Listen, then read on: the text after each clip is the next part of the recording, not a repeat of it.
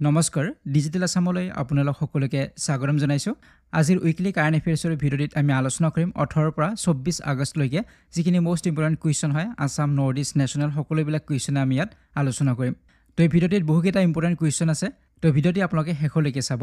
তো এইখিনিতে আপোনাক জনাব বিচাৰিম যদি আপোনালোকে 2023-24ৰ কাৰেণ্ট এফেয়াৰ্ছৰ প্ৰিপাৰেচন কৰিব বিচাৰে যিকোনো এক্সামৰ বাবে তেনেহলে আপোনালোকে এই কোৰ্সটো ল'ব পাৰে ইয়াত পিডিএফ নোটসমূহ আপোনালোকে পাব আৰু মক টেষ্টটো আপোনালোকে দিব পাৰিব আৰু এবছৰলৈকে আপডেটবিলাক পাই থাকিব ইয়াৰ ভ্যালিডিটি 1 ইয়াৰ হয় তাৰ ওপৰত জিটিবিজিটি ৰিক্ৰুটমেন্ট এক্সামৰ পেডাগজি কোৰ্স বা আসাম এণ্ড ইটছ পিপল এই কোৰ্সসমূহ আপোনালোকে ল'ব পাৰে গতিকে সকলোবিলাক কোৰ্স আপোনালোকে ডিজিটেল আসাম মোবাইল এপটোত পাব এপটো ডাউনলোড কৰি ল'লে তাতে সকলোবিলাক কোৰ্স পাব আৰু এক্সেছ আৰু পাৰচেছ তাৰ পৰা কৰিব পাৰিব আৰু ইয়াৰ ডাইৰেক্ট লিংকবিলাকো ডেসক্ৰিপচন বক্সত দিয়া আছে তাৰ পৰা আপোনালোকে চেক কৰিব পাৰিব আৰু যদি কিবা কনফিউজন থাকে বা কিবা সুধিবলগীয়া থাকে তলত এটা WhatsApp নম্বৰ দিয়া আছে তাত আপোনালোকে মেছেজ কৰিব পাৰিব ঠিক আছে তো এতিয়া আমি আৰম্ভ কৰিছো আজিৰ প্ৰশ্নসমূহ প্ৰথম প্ৰশ্নটোলৈকে আহিছো প্ৰথম প্ৰশ্নটো সুধিছে NEHDC has obtained the prestigious OECO-TEX certification for which product যে কোনটো সামগ্ৰীৰ বাবে NEHDC এটো এটা শৰ্ট ফৰ্ম হয় ইয়াৰ ফুল ফৰ্মটো হৈছে the North Eastern Handicrafts and Handlooms Development Corporation গতিকে এই কৰ্পোৰেচনে সন্মানীয় OECO-TEX প্ৰমাণপত্ৰ লাভ কৰিছে গতিকে কি প্ৰডাক্টৰ বাবে বা কোনটো সামগ্ৰীৰ বাবে লাভ কৰিছে হেতু হৈছে প্ৰশ্ন আৰু ইয়াৰ উত্তৰটো হ'ব অপচন নম্বৰ বি এৰি সিল্ক গতিকে এৰি সিল্কৰ বাবে লাভ কৰিছে OECO-TEX সাৰ্টিফিকেশন তো এই বিষয়ে অলপমান আলোচনা কৰিম north eastern handicrafts and handlooms development corporation এই কৰ্পোৰেচনটো ministry of development of north eastern region যাক আমি ডনাৰ বুলি কওঁ ডনাৰ মিনিষ্ট্ৰি বুলি কওঁ তাৰ আণ্ডাৰত আছে গতিকে এই কৰ্পোৰেচনটোৱে ৰিসেন্টলি লাভ কৰিছে OECO-TEX সাৰ্টিফিকেশন কিহৰ বাবে এৰি সিল্কৰ বাবে এটো জাৰ্মানীৰ পৰা লাভ কৰিছে গতিকে বিশেষভাৱে আমি যদি নৰ্থ ইষ্টাৰ্ণ ষ্টেটছৰ কথা কওঁ আমাৰ অসমত এৰি সিল্ক বহুত প্ৰডাকশন হয় তাৰ উপৰিও মেঘালয় নাগালেণ্ড মণিপুৰ এইবিলাকতো হয় কিন্তু বিশেষকৈ আমাৰ অসমত ইয়াৰ পৰিমাণটো বেছি বা উৎপাদন বেছি হয় গতিকে এই এৰি সিল্কৰ বাবে এই সাৰ্টিফিকেশন লাভ কৰিছে গতিকে OECO-TEX সাৰ্টিফিকেশন এটা ইন্টাৰনেশ্যনেল সাৰ্টিফিকেট হয় যিটোৰ জৰিয়তে টেক্সটাইল আৰু লেডাৰৰ যিবিলাক সামগ্ৰী এই সামগ্ৰীবিলাক টেষ্ট কৰা হয় পৰীক্ষণ কৰা হয় ইয়াতে কিবা হাৰ্মফুল ক্ষতিকাৰক কিবা উপাদান থাকিব পাৰে বা এই প্ৰডাক্টবিলাক ইকো ফ্ৰেন্ডলি হয় নে নহয় এনভায়ৰনমেন্ট ফ্ৰেন্ডলি হয় নে নহয় তো এইবিলাক পৰীক্ষা কৰা হয় আৰু তাৰ পিছত OECO-TEX সাৰ্টিফিকেশন দিয়া হয় গতিকে ৰিসেন্টলি এই সাৰ্টিফিকেশন লাভ কৰিলে এৰি সিল্ক প্ৰডাক্টৰ বাবে কোনে লাভ কৰিছে north eastern handicrafts and handlooms development কৰ্পোৰেচনে লাভ কৰিছে গতিকে আমাক সুধিব পাৰে কি প্ৰডাক্টৰ বাবে সাৰ্টিফিকেশন লাভ কৰিছে তো এৰি সিল্কৰ বাবে লাভ কৰিছে ঠিক আছে তো এইখিনি ডিটেইলছ আমি মনত ৰাখিব লাগিব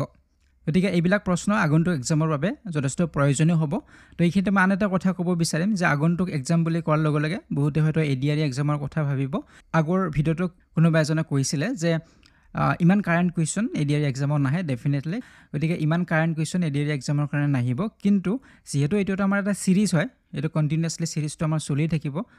যোৱা বছৰৰ পৰা আমাৰ চলি আছে 2023ৰ পৰা গতিকে এইটো সকলো এক্সামৰ কাৰণে হয় যিখিনি আমি কাৰেন্ট এফেয়াৰ্ছ ইয়াত আলোচনা কৰো সকলো এক্সামৰ কাৰণে তো ইয়াৰ পিছত আসাম পুলিচ আহিব জিটিবিজিটি আহিব বা এপিএসসি এক্সাম আহিব গতিকে সকলো এক্সামৰ কাৰণে হেল্পফুল হ'ব গতিকে এডিআৰইৰ কাৰণে বিশেষকৈ আপোনালোকে আগৰ ভিডিঅ'ছবিলাক চাব আৰু ৰিসেন্টলি কিছুমান ৰিভিজন ভিডিঅ' মই বনাই আছো 2024ৰ গতিকে সেইবিলাক আপোনালোকে চাব ৰিভিজনৰ বাবে ঠিক আছে এতিয়া নেক্সট কুৱেশ্যনলৈকে আহিছো কুৱেশ্যন নম্বৰ 2 লৈকে ইয়াতে সুধিছে according to the TRAI which state's growth rate of phone subscribers is highest যে ট্ৰাইৰ মতে কোনখন ৰাজ্যৰ ফোন গ্ৰাহকৰ বৃদ্ধিৰ হাৰ সৰ্বাধিক গতিকে ইয়াতে সুধিছে যে ট্ৰাইৰ মতে ট্ৰাই হৈছে telecom regulatory authority of India গতিকে ট্ৰাইৰ মতে কোনখন ৰাজ্যৰ ফোন গ্ৰাহকৰ বা ফোনৰ যেটো সাবস্ক্ৰিপচন লোৱা যেটো হাৰ এই হাৰ বৃদ্ধিৰ হাৰ সৰ্বাধিক হয় সৰ্বাধিক বৃদ্ধি হৈছে তো ইয়াৰ উত্তৰটো হ'ব অপচন নম্বৰ এ হ'ব আসাম গতিকে অসমৰ ফোন সাবস্ক্ৰাইবাৰৰ সংখ্যা যথেষ্ট বৃদ্ধি পাইছে তো আমি যদি চাওঁ অলপমান ডিটেইলছ গতিকে অসমৰ যেটো ৰেকৰ্ড এটো হাইয়েষ্ট গ্ৰোথ ৰেটটো আমাৰ সকলোতকৈ বেছি 5.64% আমি যদি চাওঁ যোৱা 2023 বৰ্ষৰ মাৰ্চৰ পৰা 2024ৰ মাৰ্চলৈকে তেনেহলে অসমৰ যেটো গ্ৰোথ ৰেট ফোন সাবস্ক্ৰাইবাৰৰ এটো হাইয়েষ্ট হয় আৰু ৰেটটো হৈছে 5.64% গ্ৰোথ হৈছে আৰু ইয়াৰ পিছতে অসমৰ পিছতে আছে বিহাৰ 4.93% তেওঁলোকৰ গ্ৰোথ ৰেট মানে বৃদ্ধিৰ হাৰ তো telecom regulatory authority of India বা চমুকে ট্ৰাইৰ মতে 2023-24ৰ যেটো পাৰফৰমেন্সটো যদি চোৱা যায় 23ত আছিল মাৰ্চলৈকে 25.28 মিলিয়ন আৰু এটো ইনক্ৰিজ হৈ এতিয়া 26.70 মিলিয়ন হৈছে গতিকে এইখিনি হৈছে আমাৰ অসমৰ ছাবস্ক্ৰাইবাৰ হয় টেলিফোন ছাবস্ক্ৰাইবাৰ এতিয়া নেক্সট কুৱেশ্যনলৈকে আহিছোঁ কুৱেশ্যন নম্বৰ 3 লৈকে ইয়াতে সুধিছে Assam cabinet decided to include which new chapter in the state's land regulation law for creating heritage blocks to protect some cultural and historic places in the state যে ৰাজ্যৰ কিছুমান সাংস্কৃতিক আৰু ঐতিহাসিক স্থান সুৰক্ষিত কৰিবলৈ ঐতিহ্য ব্লক সৃষ্টিৰ বাবে ৰাজ্যৰ ভূমি নিয়ন্ত্ৰণ আইনত কোনটো নতুন অধ্যায় অন্তৰ্ভুক্ত কৰাৰ সিদ্ধান্ত লৈছে অসম কেবিনেটে তো ৰিসেন্টলি কেবিনেট বৈঠকত এই বিষয়ে আলোচনা হৈছে বা এটা সিদ্ধান্ত লোৱা হৈছে যে অসমৰ যি ল্যান্ড ৰেগুলেশ্যন আইন আছে এই আইনৰ অধীনত এটা নতুন চেপ্টাৰ ইনক্লুড কৰা হ'ব আৰু ইয়াৰ জৰিয়তে ঐতিহাসিক যিবিলাক স্থান আছে যিবিলাক হেৰিটেজ প্লেसेस আছে এইবিলাকক যাতে প্ৰটেক্ট কৰিব পাৰি সুৰক্ষিত কৰিব পাৰি তাৰ কাৰণে ঐতিহ্য ব্লক বা যাক হেৰিটেজ ব্লক বুলি কোৱা হৈছে গতিকে এই ব্লক নিৰ্মাণ কৰা হ'ব কোনটো চেপ্টাৰৰ অধীনত হেতু আমাক প্ৰশ্ন সুধিব পাৰে গতিকে চেপ্টাৰ নম্বৰটো কি হেতু হৈছে প্ৰশ্ন বা কি নতুন চেপ্টাৰ ইনক্লুড কৰা হ'ব বুলিও সুধিব পাৰে আসাম ল্যান্ড ৰেগুলেশ্যন ল তো তেনেধৰণৰ আমাক সুধিব পাৰে তো ইয়াৰ উত্তৰটো হ'ব অপচন নম্বৰ ডি চেপ্টাৰ 12 তো এই বিষয়ে অলপমান আলোচনা কৰি লৈছো ইয়াৰ পৰা আৰু প্ৰশ্ন হ'ব পাৰে সো মই প্ৰায় কৈ থাকো যে যিখিনি আমি ডিসকাশন কৰো এইখিনি বহুত বেছি ইম্পৰ্টেন্ট হয় এই কাৰণে ইম্পৰ্টেন্ট হয় কাৰণ যেটো কোৱেশ্চন আমি আলোচনা কৰিলো অকল যে সেই কোৱেশ্চনটো আহিব এক্সামত তেনে ধৰণৰ নহয় তাৰ লগত ৰিলেটেড যিকোনো কোৱেশ্চনে আমাক সুধিব পাৰে গতিকে সেই কাৰণে অলপমান ডিটেইলছ জনাটো ভাল আৰু বিশেষকৈ গ্ৰেজুৱেট লেভেল যিবিলাক এক্সাম হয় তাত আমাৰ কাৰেন্ট এফেয়াৰ্ছখিনি ইমান ইজি নহুদে অলপমান ভিতৰৰ পৰা হুঠে ঘুৰাই পকাই সুধিব গতিকে সেই কাৰণে আমি অলপ ডিটেইলছ জনাটো ভাল সো ৰিসেন্টলি 21 আগষ্ট তাৰিখত আসাম কেবিনেটে এটা সিদ্ধান্ত লৈছে যে চেপ্টাৰ 12 এড কৰা হ'ব ইনক্লুড কৰা হ'ব অন্তৰ্ভুক্ত কৰা হ'ব Assam land and revenue regulation G act 1886 এক্টখনৰ নাম মনত ৰাখিব লাগিব land and revenue regulation act 1886 ইয়াতে চেপ্টাৰ 12 এড কৰা হ'ব ইনক্লুড কৰা হ'ব নতুন চেপ্টাৰ এটা ইনক্লুড কৰা হ'ব এই এক্টখনৰ ভিতৰত আৰু এই এক্টখনৰ জৰিয়তে কি কৰিব যে হেৰিটেজ বেল বা ব্লকছ নিৰ্মাণ কৰা হ'ব এষ্টাব্লিশ কৰিব স্থাপন কৰিব ইয়াৰ অৰ্থ এইটোৱে যে যিমান বিলাক আমাৰ হিষ্টৰিক আমাৰ প্লেसेছ বিলাক আছে যিবিলাক বহুত পুৰণি 250 বছৰ পুৰণি হ'ব পাৰে যেনে ধৰক বৰপেটা সত্ৰৰ কথা আমি কলো গতিকে সেই বৰপেটা সত্ৰৰ 5 কিলোমিটাৰ যেটো ৰেডিয়াস হ'ব বা তাৰ যেটো এৰিয়া হ'ব সেই এৰিয়াটোক প্ৰটেক্ট কৰাৰ বাবে এই নতুন চেপ্টাৰ এড কৰা হ'ব গতিকে ইয়াক হেৰিটেজ বেল্ট বা ব্লক বুলি কোৱা হৈছে তাক কেনেদৰে প্ৰটেক্ট কৰিব তাত কিছু ৰুল ৰেগুলেশ্যনছ থাকিব মাটি কিনা বেচাৰৰ তাত কিছু নীতি নিয়ম থাকিব গতিকে মাজুলীক সুৰক্ষিত কৰা হ'ব গোটেই মাজুলী যিখন জিলা এই মাজুলী জিলাখনক সুৰক্ষিত কৰা হ'ব এই নতুন আইনৰ জৰিয়তে বা নতুন যি চেপ্টাৰ ইয়াত ইনক্লুড কৰা হ'ব হেৰিটেজ ব্লকৰ জৰিয়তে মাজুলীক সুৰক্ষিত কৰা হ'ব তাৰ উপৰিও যদি আমি চাওঁ বৰপেটা সত্ৰ বটদ্ৰৱা থান তো এইবিলাক ইনিশিয়ালি প্ৰটেক্ট কৰা হ'ব তাৰ পিছত ফিউচাৰত চাব গলে আৰু কিছু ইয়াত তেনে ধৰণৰ প্লেसेছ থাকিব যিবিলাক সুৰক্ষিত কৰা হ'ব গতিকে এই হেৰিটেজ ব্লকৰ ভিতৰত যিখিনি ঠাই থাকিব যেটো 5 কিলোমিটাৰৰ কথা কোৱা হৈছে ৰেডিয়াস সেই ষ্ট্ৰাকচাৰটোৰ পৰা 5 কিলোমিটাৰছ মানে সেই যিখন স্থানৰ কথা কলো সাপোজ বৰপেটা সত্ৰ তাৰ পৰা যেটো এৰিয়া যেটো থাকিব 5 কিলোমিটাৰছ তো তাৰে ভিতৰত মাটি কিনা বেচাৰ কিছু ৰুল ৰেগুলেশ্যনছ থাকিব যেন ধৰক সেই সকল ব্যক্তিয়ে মাটি কিনা বেচা কৰিব পাৰিব যিসকলে তাত তিনিটা জেনাৰেশ্যন পাৰ কৰিছে তেওঁলোকে তিনিটা জেনাৰেশ্যন তাত অলৰেডি বাস কৰিছে তো তেওঁলোকেহে মাটি কিনা বেচা কৰিব পাৰিব তেনে ধৰণৰ কিছু ৰুল ৰেগুলেশ্যনছ থাকিব ইয়াতে গতিকে আমি মনত ৰাখিব লাগিব চেপ্টাৰটোৰ নাম হৈছে 12 যিখন আমাৰ আইন আছিল সেইখন হৈছে land and revenue regulation act 1886 ইয়াৰ জৰিয়তে কি কৰা হ'ব হেৰিটেজ ব্লক স্থাপন কৰা হ'ব ইয়াৰ জৰিয়তে যিবিলাক হিষ্টৰিকেল ষ্ট্ৰাকচাৰ আছে বা আইকনিক ষ্ট্ৰাকচাৰ আছে এইবিলাক প্ৰটেক্ট কৰা হ'ব যেনে মাজুলী বৰপেটা সত্ৰ বটদ্ৰৱা থান এইবিলাকক প্ৰটেক্ট কৰা হ'ব তো এইখিনি পইণ্টছ আপোনালোকে মেইনলি মনত ৰাখিব ঠিক আছে তো এতিয়া আমি নেক্সট কুৱেশ্যনলৈকে আহিছোঁ কুৱেশ্যন নম্বৰ 4 লৈকে ইয়াতে সুধিছে who will receive the Srimanta Sankardev award for 2023 as announced by Assam Chief Minister Himanta Biswa Sarma যে অসমৰ মুখ্যমন্ত্ৰী হিমন্ত বিশ্ব শৰ্মাই ঘোষণা কৰা অনুসৰি 2023 চনৰ শ্ৰীমন্ত শংকৰদেৱ বঁটা কোনে লাভ কৰিব গতিকে এই শ্ৰীমন্ত শংকৰদেৱ বঁটা 2023 চনৰ এটো এৱাৰ্ড হয় যেটো 24 ত দিয়া হ'ব গতিকে কোনে লাভ কৰিব নাম ঘোষণা কৰা হৈছে ৰিসেন্টলি মুখ্যমন্ত্ৰী গৰাকী দ্বাৰা গতিকে কোনে লাভ কৰিব হেতু হৈছে প্ৰশ্ন তো ইয়াৰ উত্তৰটো হ'ব অপচন নম্বৰ সি সোণাল মানসিং গতিকে সোণাল মানসিং তেখেত এগৰাকী ক্লাছিকেল ডান্সাৰ হয় আৰু তেখেত পদ্ম এৱাৰ্ডো লাভ কৰিছে সো তেখেতক সিলেক্ট কৰা হৈছে নিৰ্বাচিত কৰা হৈছে শ্ৰীমন্ত শংকৰদেৱ এৱাৰ্ড 2023 ৰ বাবে গতিকে সোণাল মানসিং তেখেত ক্লাছিকেল ডান্সাৰ হয় ভাৰতনাট্যম ওডিসি এইবিলাক ডান্সৰ লগত তেখেত জড়িত সো তেখেত পদ্মভূষণ লাভ কৰিছিল 1992 ত আৰু পদ্ম বিভূষণ লাভ কৰিছিল 2003 চনত তো এই দুটা পইণ্টে মনত ৰাখিব লাগিব পদ্মভূষণ 1992 আৰু পদ্ম বিভূষণ 2003 চনত তেখেতে লাভ কৰিছিলে তো এতিয়া আমি যদি শ্ৰীমন্ত শংকৰদেৱ এৱাৰ্ডৰ কথা আমি আলোচনা কৰোঁ হেয়া 1986 পৰাই আসাম গভৰ্ণমেণ্টে দি আহিছে আৰু এইটো এটা নেশ্যনেল লেভেল এৱাৰ্ড হয় সেইসকল ব্যক্তিক দিয়া হয় যিসকলৰ নেশ্যনেল বা ইণ্টাৰনেশ্যনেল কিছু ফেম আছে তেওঁলোককহে ইয়াক দিয়া হয় আৰু যিকোনো ফিল্ডৰ হ'ব পাৰে লিটাৰেচাৰ হ'ব পাৰে আৰ্ট হ'ব পাৰে কালচাৰ জাৰ্নালিজম তো যিকোনো ফিল্ডৰ হ'ব পাৰে গতিকে এইটো এটা নেশ্যনেল লেভেল এৱাৰ্ড হয় তো কাক দিয়া হ'ব 2023 এইটো মনত ৰাখিব সোণাল মানসিংহক দিয়া হ'ব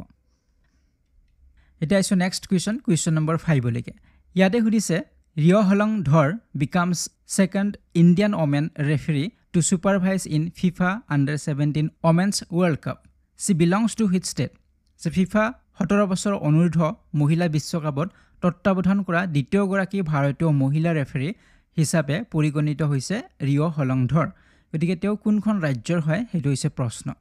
তো ইয়াৰ উত্তৰটো হ'ব অপচন নম্বৰ সি মেঘালয় সো মেঘালয়ৰ ৰিঅ হলং ধৰ তেখেত সিলেক্ট হৈছে recently FIFA Under-17 Women's World Cupৰ বাবে বিশ্বকাপৰ বাবে আৰু এই বিশ্বকাপ অনুষ্ঠিত হ'ব ডমিনিকান ৰিপাব্লিকত 16 অক্টোবৰৰ পৰা 3 নৱেম্বৰলৈকে গতিকে তেখেত দ্বিতীয়গৰাকী ভাৰতীয় মহিলা হয় যিয়ে FIFA Under-17 মহিলা বিশ্বকাপত ৰেফাৰী হিচাপে নিযুক্তি পাইছে প্ৰথম গৰাকী আছিল ইউভেনা ফাৰ্নান্ডিছ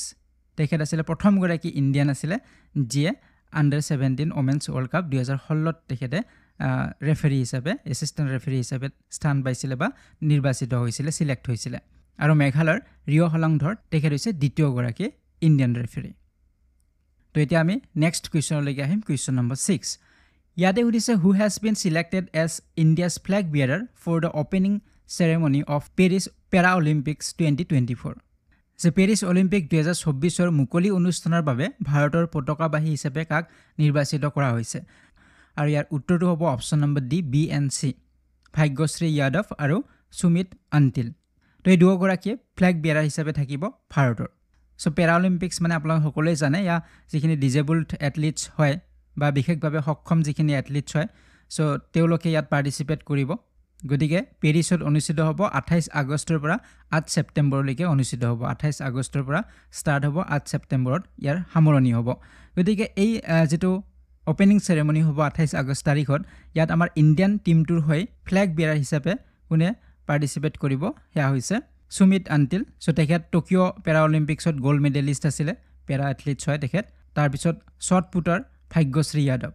গতিকে এই দুগৰাকী হ'ব ফ্লেগ বিয়াৰাৰ হ'ব ওপেনিং চেৰেমনি ঠিক আছে তো এতিয়া নেক্সট কুৱেশ্যনলৈকে আহিছো কুৱেশ্যন নম্বৰ 7 লৈকে ইয়াতে সুধিছে who has been named as the chef de mission of the Indian contingent for Paris para Olympics 2024 যে পেৰিছ পেৰা অলিম্পিক 2024ৰ বাবে ভাৰতীয় দলটোৰ চেফ দি মিছন হিচাপে কাক নিৰ্বাচিত কৰা হৈছে তো ইয়াৰ উত্তৰটো হ'ব অপচন নম্বৰ বি সত্যপ্ৰকাশ সংগৱান গতিকে সত্যপ্ৰকাশ সংগৱান তেখেত হৈছে ভাইচ প্ৰেছিডেণ্ট হয় PCI মানে হৈছে president of para Olympic committee of India গতিকে ভাৰতৰ যিটো পেৰা অলিম্পিক কমিটি তাৰ প্ৰেছিডেণ্ট হয় তেখেত গতিকে তেওঁক এপইণ্ট কৰা হৈছে নিৰ্বাচিত কৰা হৈছে চেফ দি মিছন হিচাপে 2024 পেৰা অলিম্পিক্সৰ ঠিক আছে তো এইটো পইণ্টটো মনত ৰাখিব দুটাই ইম্পৰ্টেণ্ট কুৱেশ্যন হ'ব নেক্সট এতিয়া কুৱেশ্যনলৈকে আহিছোঁ কুৱেশ্যন নম্বৰ 8 লৈকে ইয়াতে সুধিছে জইণ্ট মিলিটাৰী ট্ৰেইনিং এক্সাৰচাইজ মিত্ৰ শক্তি is being organised between India and which country যে ভাৰত আৰু কোনখন দেশৰ মাজত যুটীয়া সামৰিক প্ৰশিক্ষণ অনুশীলন মিত্ৰ শক্তিৰ আয়োজন কৰা হৈছে গতিকে এই প্ৰশ্নত আমাক জইণ্ট মিলিটাৰী ট্ৰেইনিং এক্সাৰচাইজৰ কথা সুধিছে অনুশীলনৰ কথা সুধিছে আৰু ইয়াৰ নামটো হৈছে মিত্ৰ শক্তি গতিকে প্ৰশ্নত আমাক সুধিছে যে কোন দুখন কাণ্ট্ৰিৰ মাজত হৈছে এখন হৈছে ইণ্ডিয়া গতিকে আনখন কাণ্ট্ৰি কোন হয় সেইটো হৈছে প্ৰশ্ন আৰু ইয়াৰ উত্তৰটো হ'ব অপচন নম্বৰ এ শ্ৰীলংকা গতিকে ইণ্ডিয়া আৰু শ্ৰীলংকাৰ মাজত জইণ্ট মিলিটাৰী ট্ৰেইনিং এক্সাৰচাইজ যাৰ নাম হৈছে মিত্ৰ শক্তি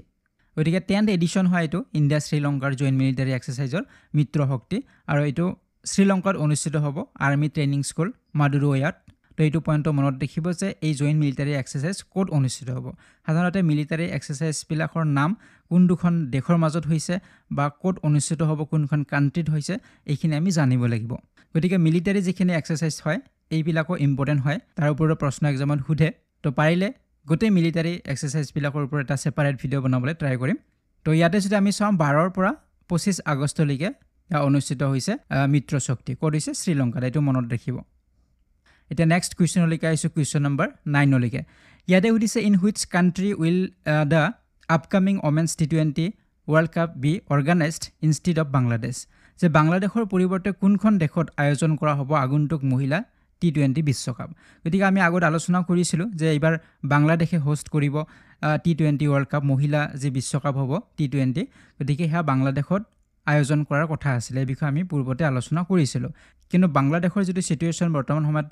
ভাল নহয় আমি সকলোৱে জানো গতিকে তাত খেল অনুষ্ঠিত কৰিব পৰা অৱস্থাত নাই আৰু ইণ্ডিয়া হওক অষ্ট্ৰেলিয়া হওক এইবিলাক কাণ্ট্ৰিৰ পৰা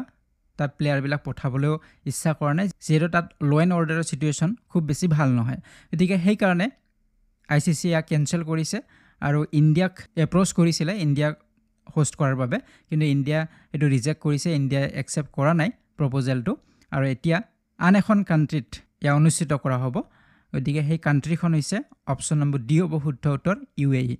গতিকে ইণ্টাৰনেশ্যনেল ক্ৰিকেট কাউন্সিল ICCয়ে শিফ্ট কৰিছে 9th যিটো ICC ওমেন্স T20 ক্ৰিকেট আছিলে ৱৰ্ল্ড কাপ য'ত বাংলাদেশত হোৱাৰ কথা আছিলে ইয়াতে শিফ্ট কৰিছে ক'ত ইউনাইটেড আৰব এমিৰেটছত শিফ্ট কৰিছে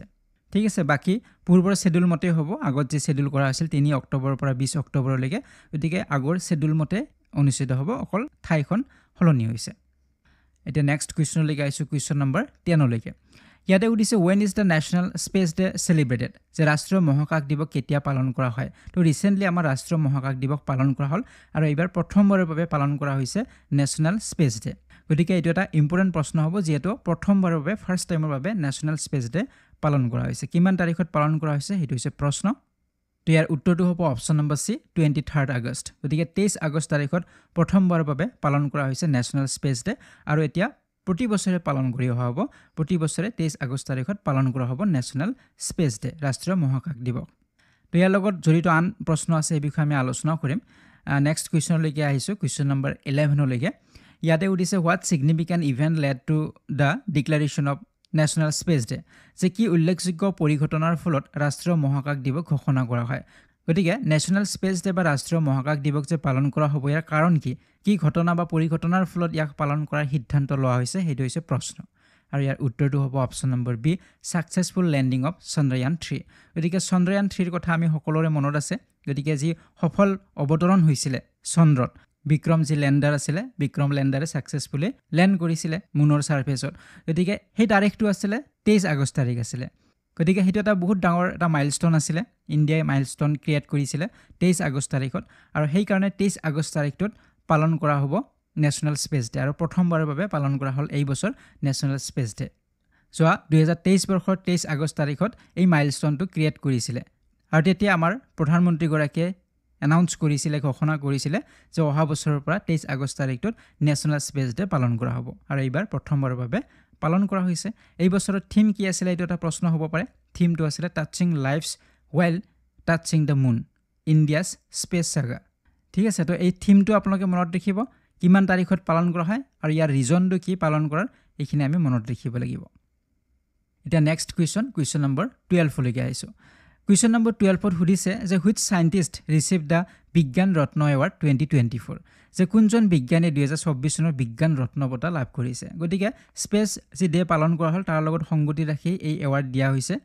গতিকে বিজ্ঞান ৰত্ন বঁটা কোনে লাভ কৰিছে কোনগৰাকী বিজ্ঞানীয়ে লাভ কৰিছে সেইটো হৈছে প্ৰশ্ন তো ইয়াৰ উত্তৰটো হ'ব option number B professor Govindarajan Padmanabhan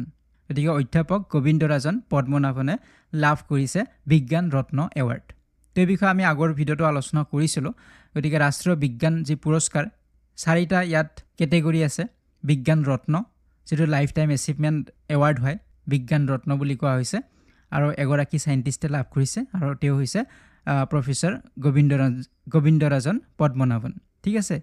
দ্বিতীয়টো পুৰস্কাৰ হৈছে বিজ্ঞানশ্ৰী য'ত সকলো এজৰে সকলো বয়সৰে সাইণ্টিষ্টসকলক দিয়া হয় 13 গৰাকী সাইণ্টিষ্টে লাভ কৰিছে বিজ্ঞান যুৱা যি 45 ইয়াৰ্ছৰ ভিতৰত যিখিনি সাইণ্টিষ্ট আছে তেওঁলোকক সিলেক্ট কৰা হয় গতিকে 18 গৰাকীক সিলেক্ট কৰা হৈছে এইবাৰ আৰু বিজ্ঞান টিম গতিকে টিম ৱৰ্কৰ বাবে দিয়া হয় আৰু এটা টিম এইবাৰ সিলেক্ট হৈছিলে আৰু সেই টিমটো হৈছে চন্দ্ৰয়ান 3ৰ যিটো টিম এই টিমটোৱে লাভ কৰিছে ঠিক আছে তো এইটো এটা ইম্পৰ্টেণ্ট প্ৰশ্ন হ'ব পাৰে আৰু এইটো স্পেচ ডে 23 আগষ্টত এই পুৰস্কাৰবিলাক দিয়া হৈছে ঠিক আছে গতিকে বিজ্ঞান টিম যেটো এৱাৰ্ড হয় এই টিম এৱাৰ্ডটো লাভ কৰিছে টিম চন্দ্ৰয়ান 3ৰ যেটো টিম আছিলে সেই টিমটোৱে লাভ কৰিছে তো এইটো পইণ্ট আপোনালোকে মনত ৰাখিব লাগিব আৰু এইবাৰ বিজ্ঞান ৰাষ্ট্ৰীয় বিজ্ঞান পুৰস্কাৰ টোটেল 33 গৰাকীয়ে লাভ কৰিছে এটা নেক্সট কুৱেশ্যনলৈকে আহিছোঁ কুৱেশ্যন নম্বৰ 13 ইয়াতে উঠিছে when is world sanskrit day typically observed যে সাধাৰণতে বিশ্ব সংস্কৃত দিৱস কেতিয়া পালন কৰা হয় তো ৰিসেন্টলি আমাৰ পালন কৰা হৈছে বিজ্ঞান সংস্কৃত দিৱস কেতিয়া পালন কৰা হৈছে ইয়াৰ উত্তৰটো হ'ব অপচন নম্বৰ সি শ্ৰাবণ পূৰ্ণিমা গতিকে শাওণ মাহৰ পূৰ্ণিমা তিথিত পালন কৰা হয় বিশ্ব সংস্কৃত দিৱস গতিকে বিশ্ব সংস্কৃত দিৱস সেলিব্ৰেট কৰা হয় পূৰ্ণিমা তিথিত ফুল মুন যেতিয়া হ'ব শাওণ মাহৰ ঠিক আছে শ্ৰাবণ মাহ বা শাওণ মাহৰ ফুল মুন বা পূৰ্ণিমা তিথিত পালন কৰা হয় প্ৰতি বছৰে আৰু এই বছৰ যদি আমি চাও 19 আগষ্ট তাৰিখ পৰিছিলে এই বছৰ কিন্তু তাৰিখটো বেলেগ তাৰিখ হ'ব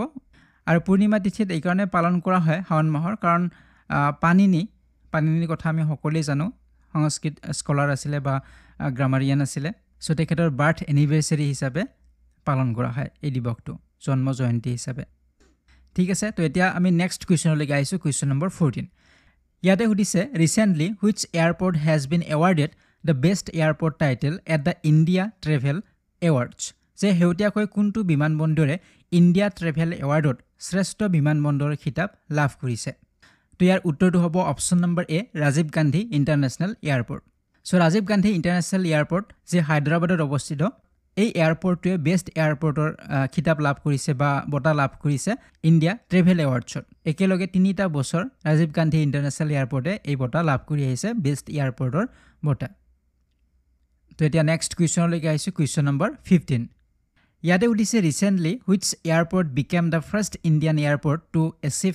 net zero' carbon emission airport status যে শেহতীয়াকৈ কোনটো বিমানবন্দৰে নেট জিৰ' কাৰ্বন এমিশ্যন বিমানবন্দৰৰ মৰ্যাদা লাভ কৰা প্ৰথমটো ভাৰতীয় বিমানবন্দৰ হিচাপে পৰিগণিত হৈছে গতিকে ভাৰতৰ এটা বিমানবন্দৰ যেটোৱে কাৰ্বন এমিশ্যন নেট জিৰ' গতিকে প্ৰায় জিৰ' কাৰ্বন এমিশ্যন বিমানবন্দৰ হিচাপে এটা মৰ্যাদা লাভ কৰিছে আৰু এইটো ভাৰতৰ প্ৰথমটো বিমানবন্দৰ হ'ব য'ত কাৰ্বন নিৰ্গমন জিৰ' গতিকে কোনটো বিমানবন্দৰ হ'ব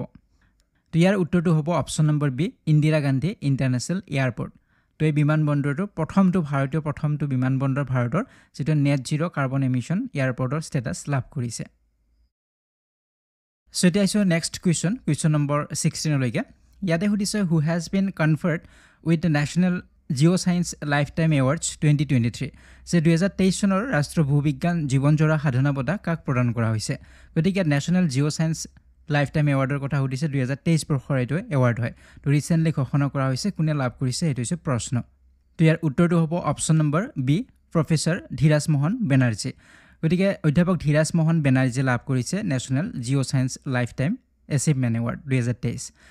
so recently national geoscience এৱাৰ্ডসমূহ দিয়া হৈছে ৰাষ্ট্ৰপতিগৰাকীৰ দ্বাৰা দ্ৰৌপদী মুৰ্মুৰ জৰিয়তে ৰাষ্ট্ৰপতি ভৱনত দিয়া হৈছে 20 আগষ্ট তাৰিখত তো এই এৱাৰ্ডটো কোন মিনিষ্ট্ৰীৰ পৰা দিয়া হয় সেইটো এটা প্ৰশ্ন আমাক সুধিব পাৰে তো ইউনিয়ন মিনিষ্ট্ৰী অফ মাইন্স এইটো আমি মনত ৰাখিব লাগিব আৰু আগত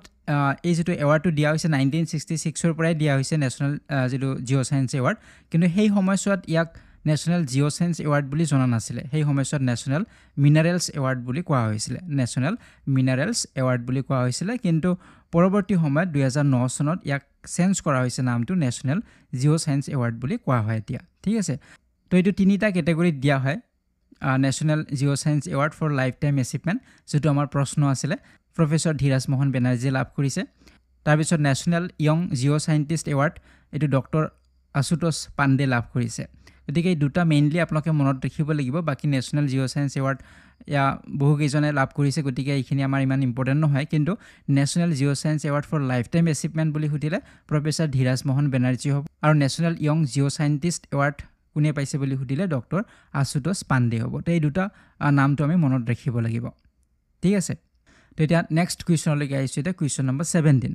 সো ইয়াতে সুধিছে ৰিসেন্টলি হুজ বাৰ্থ এনিভাৰ্সাৰী ইজ celebrated as সদ্ভাৱনা দিৱস অৰ হাৰমনি ডে যে শেহতীয়াকৈ কাৰ জন্ম বাৰ্ষিকী সদ্ভাৱনা দিৱস হিচাপে পালন কৰা হয় গতিকে তলত উল্লেখ কৰা কোনগৰাকী ব্যক্তিৰ জন্মদিনটোক বা জন্ম জয়ন্তীটোক আমি সদ্ভাৱনা দিৱস হিচাপে পালন কৰোঁ তো ইয়াৰ উত্তৰটো হ'ব option number D Rajiv Gandhi গতিকে সদ্ভাৱনা যেটো দিৱস এইটো হাৰমনি ডে বুলিও কোৱা হয় প্ৰতি বছৰে 20 আগষ্ট তাৰিখত পালন কৰা হয় তো আমাক প্ৰশ্নটো সেইটোও সুধিব পাৰে যে সদ্ভাৱনা দিৱস কিমান তাৰিখত পালন কৰা হয় তো 20 আগষ্ট তাৰিখত পালন কৰা হয় আৰু এই দিনটো কিয় পালন কৰা হয় কাৰণ 1944 ৰ 20 আগষ্ট তাৰিখত ৰাজীৱ গান্ধী জন্ম হৈছিলে আৰু তেওঁৰ এই জন্ম দিনটোকে সোঁৱৰণ কৰা হয় সদ্ভাৱনা দিৱস হিচাপে 20 আগষ্ট তাৰিখত প্ৰতি বছৰে পালন কৰা হয়। এটা এৱাৰনেছ ক্ৰিয়েট কৰা হয় যাতে আমি সকলো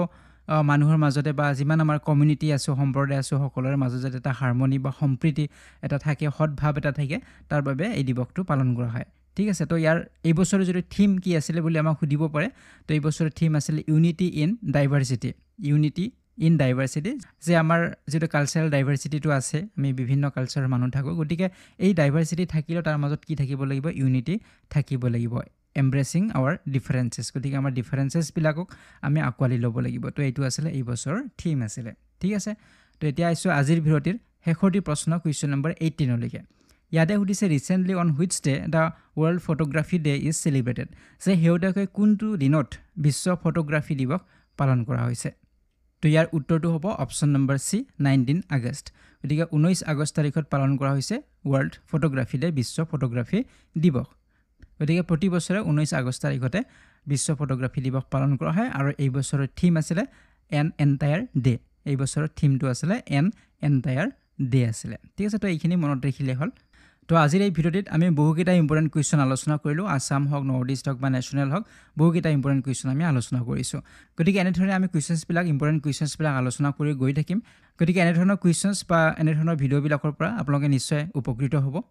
আৰু এইখিনিতে ক'ব বিচাৰিম, যিসকলে ADR ৰ বাবে প্ৰিপেৰেশ্যন কৰি আছে তেওঁলোকে এটলিষ্ট জুলাইলৈকে আপোনালোকে সকলোখিনি চাওক। 2023ৰ পৰা আপোনালোকে চাব, 2023ৰ আগষ্টৰ পৰা আপোনালোকে জুলাইলৈকে, 2024ৰ জুলাইলৈকে আপোনালোকে কাৰেণ্ট এফেয়াৰ্ছখিনি আপোনালোকে ৰিভাইজ কৰক, চাওক। সেইখিনি গোটেইখিনি ভিডিঅ' আছে অলৰেডি, তো আপোনালোকে ৰিভাইজ কৰিবলৈ ট্ৰাই কৰক। ঠিক আছে, আজিৰ ভিডিঅ'টি ইমানেই আছিলে। পৰৱৰ্তী ভিডিঅ'ত পুনৰ লগ পোৱাৰ আশাৰে আজিৰ ভিডিঅ'টিৰ পৰা বিদায় লৈছোঁ। ধন্যবাদ।